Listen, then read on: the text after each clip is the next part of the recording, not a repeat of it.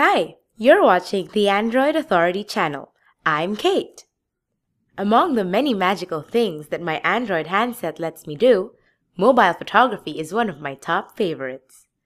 The stock Android camera provides enough features for photography that both amateurs and pros alike can enjoy, including HDR photography. What is HDR? How does the Android camera's HDR feature work? How can you effectively use HDR on your Android device? In this video, I'll talk about the HDR feature on Android and how to maximize its potential.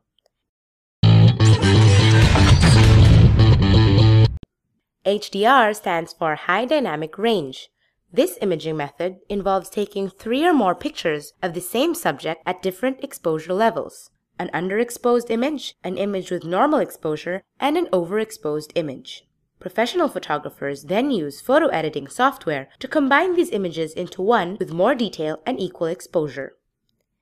HDR on Android uses the same basic principles but needs less manual intervention. In a nutshell, HDR on Android fixes exposure imbalance, especially with photos shot in bright or dark settings. This correction produces photos with more detail than usual imaging modes can produce. Before proceeding, let's check first whether your camera supports HDR. The best way to find out is to look around in your camera app. On most Samsung devices, you'd usually find it under the list of shooting modes in the camera settings. On certain HTC devices, such as the One X and Desire X, it's under the camera scenes section. On Sony Xperia phones, it's usually in the camera settings menu. On the Nexus 4, you can quickly activate HDR mode right on the viewfinder screen. Just long tap on the viewfinder and tap the HDR icon. Sadly, I couldn't find HDR on the Nexus 10 or the Galaxy Nexus. At other times, the HDR feature comes under a different label. On the Samsung Galaxy camera, for instance, you won't find HDR, but you'll find a similar feature that Samsung calls rich tone. Capturing HDR photos is just like capturing a normal photo. Just enable HDR mode first before capturing photos. Since your camera will be taking 3 or more consecutive shots, keep your hand steady while taking a photo. If a tripod is available, use it. Point your camera at the subject. Use tap to focus if needed and if it's supported. Then, capture the image by tapping the shutter. Voila! You have your own HDR image. While you'll most likely get only one image file when using HDR on Samsung devices, you'd usually get 2 image files, one with HDR and the other with normal exposure. Check the file names.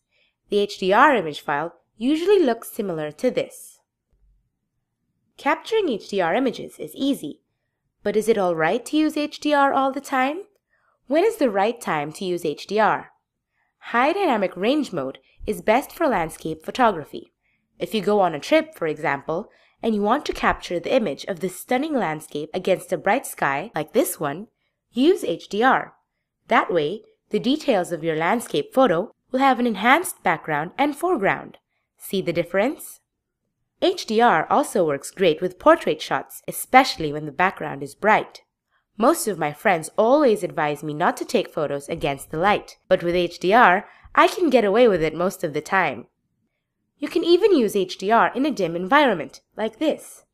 Here's the subject in normal mode, and this one's the same subject in HDR mode. Which one's better?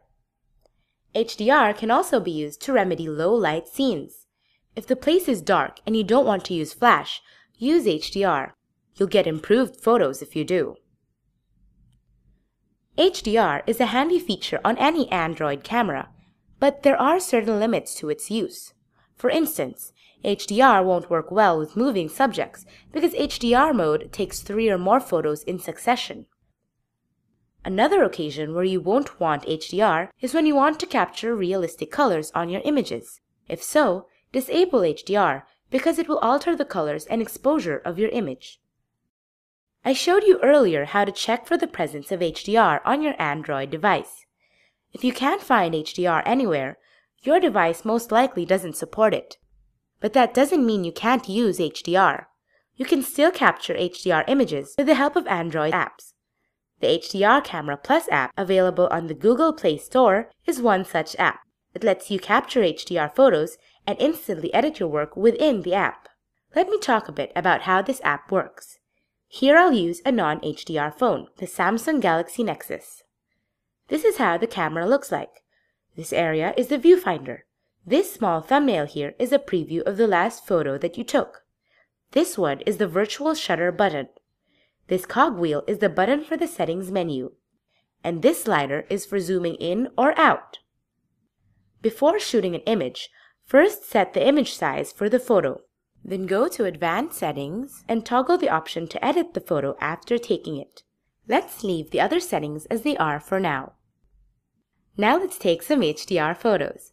This works just like any other camera app. Point, focus, and shoot. And here's our HDR image. Because we've enabled the editing feature, the image editor screen will appear. You can select preset filters or manually set tone mapping parameters such as exposure, color vividness, contrast, and micro contrast. After editing, remember to save the photo. Awesome! You now have an HDR image taken by a non-HDR phone thanks to the HDR Camera Plus app. Mobile photography becomes more fun with camera features such as HDR on your Android device. In this video, I showed you how HDR works and how to maximize its use on your Android device. I hope you find this video helpful. For more Android guides, news, and reviews, visit androidauthority.com and subscribe to our YouTube channel. I'm Kate, thank you for watching, and remember, the power of Android is yours.